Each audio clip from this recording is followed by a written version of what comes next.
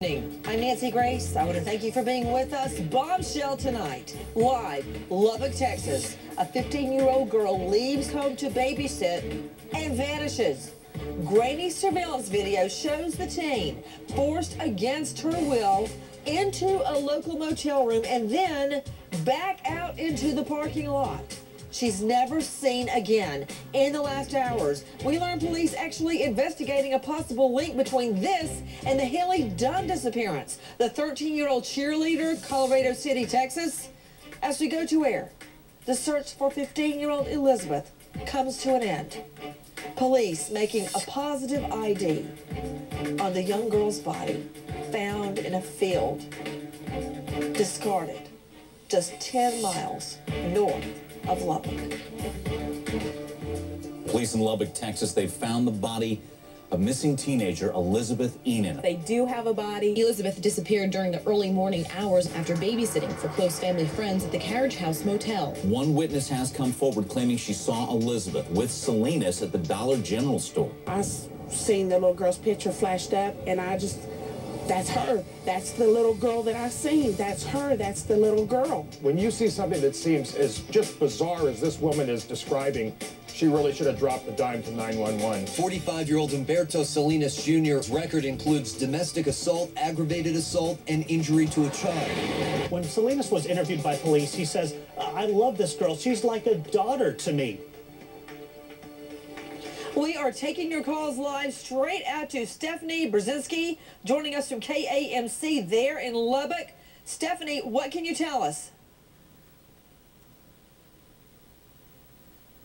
Positively identified that body they found yesterday evening in northwest Lubbock County as 15-year-old Elizabeth Ennen. She was found in near a cotton field out in the middle of nowhere. Actually, her body was found in brush next to an abandoned, dilapidated shack. And police are telling us they believe it's been there for quite some time. It's been there for quite some time. Describe the area, Stephanie. It's very, very rural area. It's a cotton field, hundreds of open acres. It would be nearly impossible to find on their own. That's why rumor has it the suspect actually led police to the body. Straight out to Gene Gassar's legal correspondent in session. What more do we know? Break it down for me, Gene. Well, Nancy, this body that was found moments before you went to air last night was identified as Elizabeth Ennen through fingerprints. They have not disclosed the cause of death at this point of time, but they do believe that they have their man because they have arresting charges for aggravated kidnapping with Humberto Salinas Jr. And you're right, he's the father of the kids she was babysitting. Let's break it down. Ellie Josted, go through with me what happened the day she goes missing. For those of you just joining us, we first told you about this story last night. A 15-year-old girl, Lubbock, Texas, goes missing. She heads out to babysit, and these are friends of the family. They've known the mother. The family has known the children's mother for about 15 years. She heads out to go babysit, make some extra money. She's a teenager in high school. She's never seen again.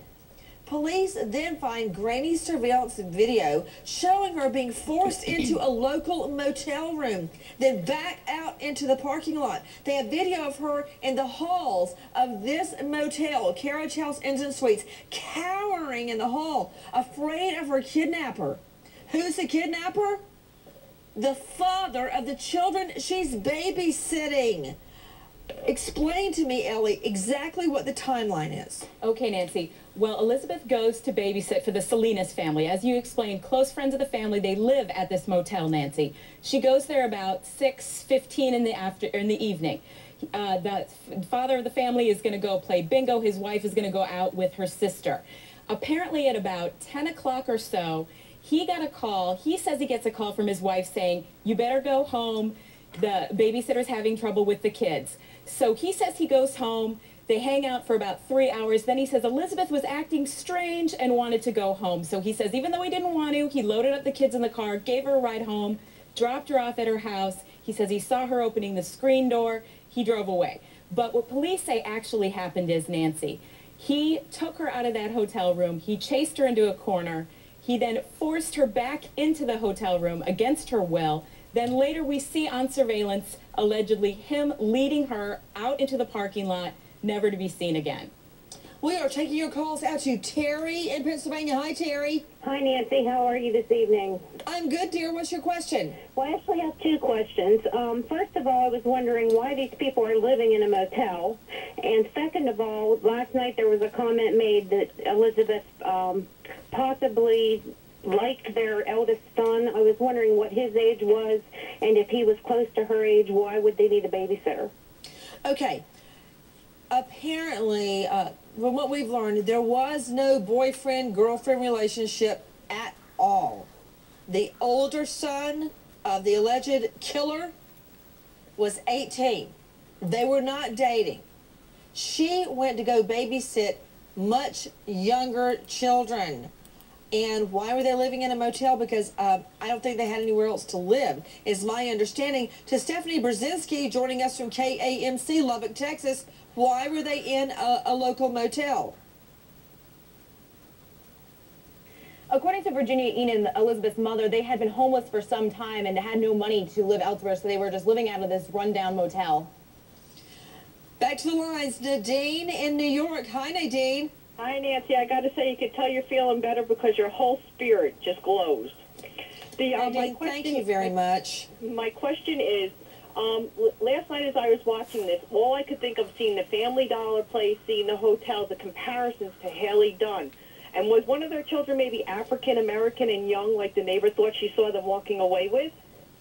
You know, that's a good question. What do we know, Jinkasaurus?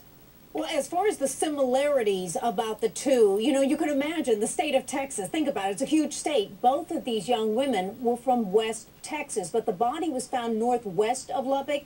That is completely in the opposite direction of Colorado City, but they're not that far apart. When you break it down, Jean, about how far apart are they? About 100 miles? I would say about 100 miles, yes. Yes. Unleash the lawyers. Joining us tonight, Susan Moss, family law attorney out of New York.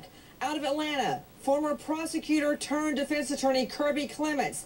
Out of Atlanta, veteran defense attorney Raymond Giudice. Weigh in, Sue Moss. Salinas had better come cleanest. Let's break it down. If the girl you kidnap is found dead under a tree, you better go run and find a plea. This guy is guilty. There's so much evidence against him, considering not only this witness, but you've got the surveillance tape. I'm sure those kids have something to say. This case is going to be rock solid.